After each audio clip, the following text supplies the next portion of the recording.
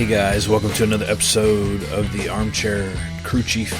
My name is Jordan, and let's go ahead and dive on. We had a finishing of the middle stage, one of the middle stages of the NASCAR Cup Series racing to go to the round of 8 from the round of 12. And we had a cut race for Xfinity as well. So let's go ahead and dive into everything. We'll start off with Xfinity and our lineup. Today, this past weekend, we were at the Charlotte Roval, which has been a consistent, hard-running course for A.J. Allmendinger, especially in the Xfinity Series. I think he's won quite a few of them. I can't remember. The previous 4 Xfinity races has been from A.J. Allmendinger. So, yeah, it's kind of weird with him not being there, so these guys don't know what to we don't know what to expect from who's going to win and who's not, because you don't have the guy who's won the past few. So just going into qualifying here, our top 10 qualifying were Alex Labbe, Riley Hurst, Austin Hill, Cole Custer, Parker Kligerman, Sheldon Creed, Daniel Hemrick, Josh Berry, Justin Allgaier, Sam Mayer got your pole. Stage 1, Allgaier got the win. Daniel Hemrick got second. Sheldon Creed, third. Stage 2, Parker Kligerman, third. Daniel Hemrick, second. John Hunter, first. And it was a wild end, people fighting for their playoff lives towards the end of this race.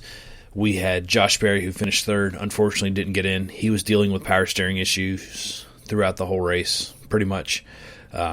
Daniel Hemrick, who was fighting Parker Kligerman and Kaz Grala for that 5th spot. That was a pretty wild replay watching it. They went 3 wide for 5th place, and Kaz barely got it. Then Parker, then Daniel, unfortunately, knocked Daniel out of the playoffs going forward. John Hunter finished 8th. Austin Hill 9th. Those guys were locked in. Same thing with Justin Allgaier, which he ended up finishing 37th due to an accident. It was hard for me to tell. From what I heard, it was interesting to listen to on the radio. I unfortunately didn't get to watch it. But yeah, it was one of those. It seems like it was one of those interesting races. Seems like Xfinity's had a good run of interesting races to watch going forward.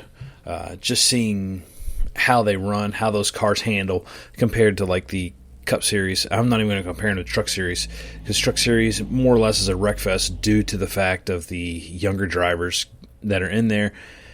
And you know, that's where you're supposed to learn. Yeah, you have people like Matt Crafton in there, but that's where you get your start. So, yeah, that's why I don't compare those two races. I think Truck Series is off on its own, almost compared to ARCA. ARCA's tough to compare to just because with ARCA, it's however much money you can get to get a car out there, and that's what you're running. So anyway, moving on, our winner, who actually was able to win and get in, Sam Mayer, got the win. Cole Custer, second. Josh Berry, as I was saying, third. Riley Hurst, fourth. Kaz Grala, fifth. Parker Kligerman, sixth. Daniel Hemrick, seventh, as we were talking about. John Hunter, eighth. We mentioned Austin Hill. So a lot of the usual players up front, unless they were knocked out with accidents or so on. Jordan Taylor is a notable guy, 16. Rajah Caruth running the 44 car this weekend, 19th. Josh Williams, 20th. Parker Retzlaff, 22nd. Connor Mosack, 24th. Kyle Weatherman, 26th. So we had a lot of guys in there. Brandon Jones, 29th, unfortunately. He's had a really off and on. He has some good highs, but then it just like falls flat, it seems like, and just crashes. So hopefully he can get a little bit more consistency next season when he's running the 9 car. So let's keep going forward here. Let's look at our playoff standings for the Xfinity Series, since we did run in to the round of 8. So our guys looking in, we have Cole Custer, 2 points. Chandler Smith, Sheldon Creed, Sammy Smith. Those guys are sitting on the outside looking in. Our guys right now in John Hunter, Austin Hill, Justin Allgaier, Sam Mayer, 1 through 4. So it's going to be interesting. Sam Mayer's sitting there right on that bubble. Justin Allgaier's right around that as well. So we'll see what happens going forward. But yeah, it's going to be interesting to see what happens. Looking at the playoff races that are coming up, we are going to Vegas and then Homestead and Martinsville. Vegas, Homestead, and Martinsville. So we have one race that we haven't been there, and then we have Vegas and Martinsville. So I was listening to the radio and they were arguing about this whole wild card. I think they said it right when there's not really a wild card going forward on these races, just because these are mile and a halves we're going to, even smaller than that. But it's not as crazy as a super speedway. And they were talking about, the question mark when you go to Daytona or when you go to one of these, like Talladega. I think you throw Atlanta in there. They were also calling the Roval question mark too, which I kind of understand. But at the same time, with the Atlanta and the road courses, they've kind of gotten to the point where they're almost like mile and a half, where if you can get in front and roll, you can go. Now, they tried to fix that with these stage breaks, but I don't know. It was hard to pass in the Cup Series Sunday. I mean, I don't know. You guys know how my opinion on some of these tracks and how the handling of this car is. I hope they change the handling of this and make it more competitive. Or, because Chris Gabehart came out and said, well, these cars, it's harder to pass and you got to qualify better, especially on these road courses, and it makes it tighter, and you have single file racing, pretty much is what he said. And yeah, I agree with that. I don't know if it's harder to pass or it's not as competitive. Let's put it that way. Yeah, it's harder to pass, but it's not as competitive. And I think that makes it more dull, in my opinion. But yeah, let's go ahead and move on to the Cup Series. We had qualifying going on. Our lineup, our top 10 from 10 to up, we had Ty Gibbs, Denny Hamlin, Chase Elliott, Joey Logano, AJ Allmendinger 6th, Kyle Busch 5th, Bubba Wallace, Daniel Suarez, Christopher Bell, and sitting on the pole was Tyler Reddick. Now for this race, I want to say the first stage, maybe partial way into the second stage, I almost fell asleep. This was pretty lackluster and boring. We did notice that the outside groove the outside line would start off a lot better, and you could see it. You had Bubba Wallace move up, a couple guys move up, and a couple guys move back, and our top 5 stage finish. And a lot of this was due to pitting and getting stage points. So Christopher Bell 5th, Martin Truex Jr. 4th, Ross Chastain 3rd, Bubba Wallace 2nd, Tyler Reddick 1st. Out of those top 5, the only guy that pitted, and he did it so smart, his crew chief, I think they just got lucky. But anyway, he pitted and then came back, and he only lost, I think he was running second at the time, he only lost 3 spots.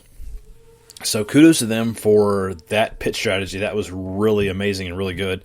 Really fast car. A lot of these other guys moved back. Truex has been moving back. That's been a point of frustration as a fan of his. Excuse me.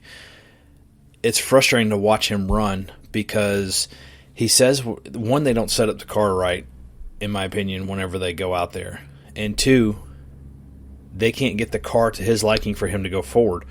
Now, I know some of that is mental in his head because he just brings them down so much. And yeah, he's been going through a lot recently. But just put that aside, before all that happened, this has been a pain in the butt, to put it lightly. So, with that being said, it's hard to see him go. One thing I am tired of with NBC is, like, for instance, let's look at this into stage 1. You had Tyler Reddick, playoff guy. Ross Chastain, playoff guy. Martin Truex Jr., playoff guy. Bubba Wallace, playoff guy. Christopher Bell, playoff guy. Let's look at the lineup, starting lineup.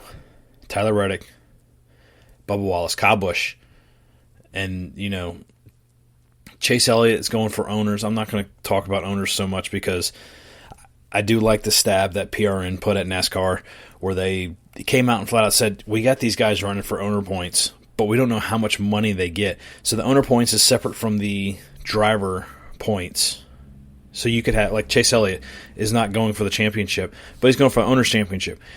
And that is a, separate money put out to the teams, which we don't know how much it is. We barely know how much people win when they win these races. And I think some transparency there should come out. But that's another story for another time. But anyway, going back to that. It seems as though they talked most of the time about Bubba Wallace. They talked most of the time about Bubba Wallace. Excuse me. Most of the time about Bubba Wallace and most of the time about Denny Hamlin. Denny Hamlin, looking through here at the end of stage 1, he finished 12th. So I personally am getting tired of that. I want to see some of these other drivers. I'm not just trying to say I want to see Martin Truex Jr. more. I want to see some of these other races going forward. And it's like every other time they shoot over to Bubba Wallace. And somebody can correct me. It seemed like there was a heck of a lot of commercials. Just a ton more than we normally see. And with that being said, that was frustrating. They kept showing commercials on the scoring pylon. You're trying to look at what's going on, and it's like 5 seconds later they show like Bank of America. Then 3 seconds later they show Coca-Cola on the scoring pylon. So you can't keep track of it. That was frustrating. Moving forward, stage 2 in, Chase Elliott got first, Christopher Bell, Denny Hamlin, Tyler Reddick, Kyle Larson fifth. Kyle Larson started at the rear. He hit his car pretty hard in practice, I believe it was. So they had to go out and grab another car, and they lost their spots. Chase Elliott, he could have contended for this win if it wasn't for the accident at the end of the stage that caused the caution to come out right at the end of the stage. I mean, Chase was about to go in the pit, and I think he would have come around and gotten real close to be top 5, maybe. Similar to Christopher Bell did. But that didn't work out for him. Going forward, this was crazy watching at the end. So like I was saying, the first half of the race was a snooze fest. I mean, I literally fell asleep in the first stage.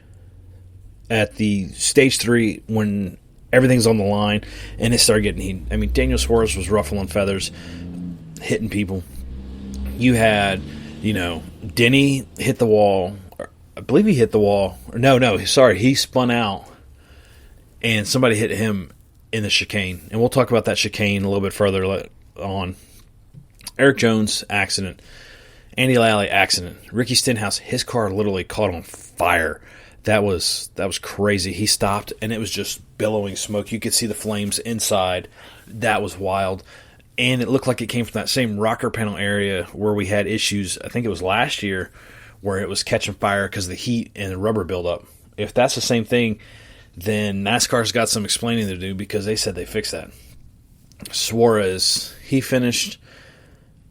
He was one of these guys that caused some issues, Michael McDowell. But a lot of the things, too, happened because these guys would hit the turtles and turn sideways and just to, get loose. These cars are so rigid, they don't have so much give in them because they are so rigid. So, yeah, we'll go ahead and go over our top 5, and then we'll go into the playoff scenario, and then I'll talk about this new chicane, or it's not really a new chicane, but restart zone in chicane, which was utterly stupid in my opinion. So you had Joey Logano finish 5th, Ty Gibbs 4th, Kyle Busch 8th, William Byron 2nd, AJ Allmendinger got the win, and that was a fight. He was fighting between Kyle Busch at one point, and they kind of got into it a little bit. Kyle Busch passed him. AJ Allmendinger was faster within the road course. In my opinion, that shows that AJ is a better road course driver, which nobody's arguing. Kyle Busch had the faster car on the straightaways and on the NASCAR track, but AJ would catch him. Then Kyle Busch kind of slipped and hit the wall. I don't know if that was driver error or if that was car. I'm not going to speculate on that. Then you had Ty Gibbs fighting. And then Ty Gibbs kind of just slowly slipped back. Kyle Busch got passed by William Byron. Then William Byron started fighting A.J. Allmendinger. And Byron kind of caught up to him. I think it was another one of these things where he was better on the NASCAR track straightaways. And A.J. was just a little bit better on the road course section. But also with that being said, I think A.J. was trying to hold some back until he had confidence that he could make it to the end without any hiccups. So ultimately, A.J. won. Kyle Busch had to win and get in. Unfortunately, that didn't work out for him. So looking at our playoff, let's look at our bubble. Looking on the outside looking in, we have Chris Buescher, Christopher Bell, Tyler Reddick, Ryan Blaney, and this is close. This is so stinking close. So you have, I mean, in my opinion, nobody's safe unless they win, because you have William Byron that's 20 points good, Truex 15 points good. Now, if you guys are wondering, I mean, Truex is right on that bubble, and he got in luckily. If Kyle Busch would have came in and won, he would have knocked Truex out because Truex was so low. He was so horrible that race. But anyway, points reset, and so he got all his playoff points that he earned at the end of the season, regular season, champ race, so on. So he's up plus 15. Denny Hamlin plus 11. Kyle Larson plus 3. And these guys below, I mean, Buescher, negative 3. Bell, negative 8. Tyler Reddick, negative 8. Ryan Blaney, negative 10. So this is going to be close. I mean, we're coming up to Vegas, Miami, and Martinsville. If somebody wrecks, they're out. This is real stinking close. This is going to be hopefully good racing between these guys. But, again, you don't know. I mean, with these cars and these kind of tracks, like Vegas, you know, you get out in front and you can go out and get a 6-second lead, and it's just nuts. So anyway, going back to the Roval, and one of the changes that they made, which I kind of knew it was going to be stupid. I know why they did it. So in previous Roval races, they used the NASCAR track and bypassed the last chicane of the race to do your restart zone. So it was a straight go.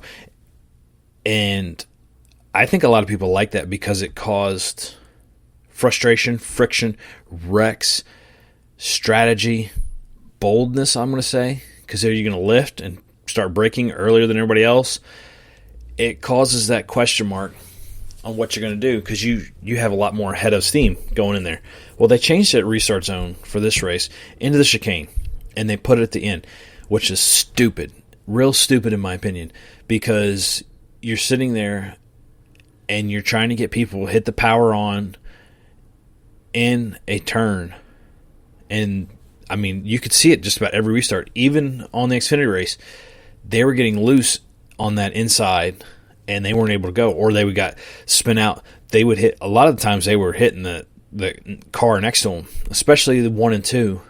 They would hit each other a lot because you normally don't put power on right in the middle of the turn. You're putting power on right before the turn after you brake, or you're putting power on the last part of the turn when you're out of it.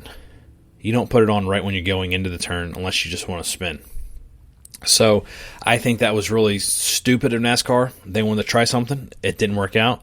If we go back to the Roval next year, which I don't think we are, I think it's lived itself. I think this was the 6th race. And looking at the stands for the NASCAR race, it looked fairly barren. I mean, you had some people there. I wonder what the numbers are. But just looking at what you could catch glimpses on the TV, it looked barren. And I get it. I wouldn't want to spend my money to go to that race now, especially with these cars.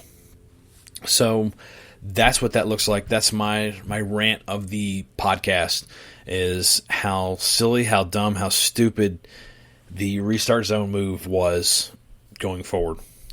So let's go ahead and look into some news, and then we'll go into the weekend schedule for Las Vegas coming up this weekend. We got news that Cindric's going to be returning to Penske in 24. I don't know how I feel about that. I mean, Penske, it's tough because I don't think Cindric's that good of a driver for that number 2 car. That or they're not giving him information. And then we have,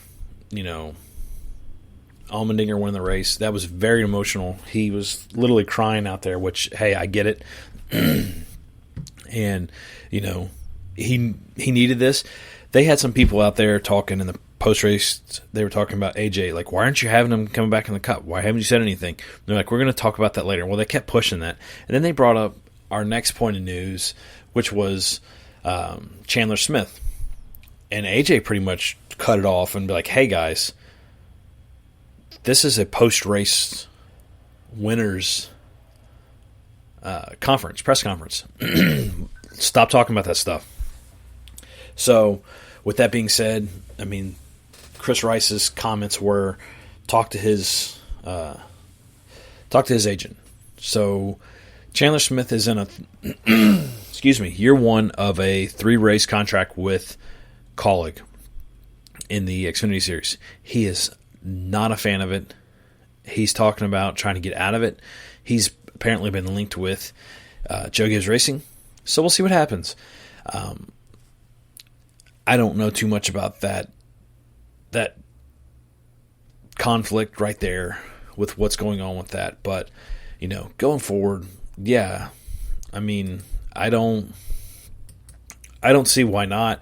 But at the same time, you're going to have to buy out that contract or just suck it up and race. I mean, Kaulig's a good team. It's just I don't think he's working well with they're not meshing. I can't think of the words. But yeah, they're not meshing. So, yeah. Kind of give you guys an idea of the commercial breakdown. I just found that on the Roval, we had 130 commercials. We had 169 minutes of race broadcast, 42 minutes of traditional commercials, 8 minutes of side-by-side. So, I mean, it didn't feel like a lot. It felt like there were more commercials than what's being put down and broken down. And then at the same time, I don't know if this is talking about like, your quick breakdown, like I was saying on the scoring pylon. I don't think that counts those. Because I would count that in there because that's information that's being held privy to you because of this commercial. I'd like to see the breakdown of the teams, the drivers, and so on of who they looked at. Because I still feel like they looked at Bubba Wallace a heck of a lot more than some of these other guys. And, I mean, I want equal opportunity here. If he's leading the race, yeah, okay, give it to him. But he's, racing in the top 10 and top 5 for the most part. Let's go see what's going on with these other guys or move back down to these other playoff guys. I don't think they gave equal opportunity to these playoff guys. And give you an idea of the standings after this race, before the point reset, we had, these are the guys that got eliminated. Ross Chastain, 12 points behind. Bubba Wallace, 17 points. Brad Keselowski, 23. Kyle Busch, 30 points below. So that's what I was saying. Kyle Busch hurt himself, or his car hurt him, because some of it probably wasn't his fault, but some of it was, on a win and get in. And then the guys that, Truex finished last. Larson finished 7th. Reddick, 6th. Buescher, 5th. Christopher Bell, 27th. Denny Hamlin got up there at 27. And then you got Blaney and Byron. And then I saw somebody post something about, if this was before the points, Denny Hamlin would be leading. And I think that's why people like this idea of these point standings better than the traditional standings, because they had Denny Hamlin ahead of Byron, and it's because of laps led or whatever. And they didn't weigh wins more because Hamlin got 2 wins. Byron's got 6. And they would put Denny Hamlin in the lead. I think that's pretty silly. I'm kind of glad we evolved into this point setup. The only thing I don't like is let's change the car and handling. I think that's where I think improvement needs to happen. His handling on these cars, and do something there and make it more competitive. Because, yeah, you'll have racing in the back, when you're close to each other and you can move around. But for that lead, like mile and a half, I keep sticking to that. Road courses this year with, Truex or even with McDowell, you have you have what I don't.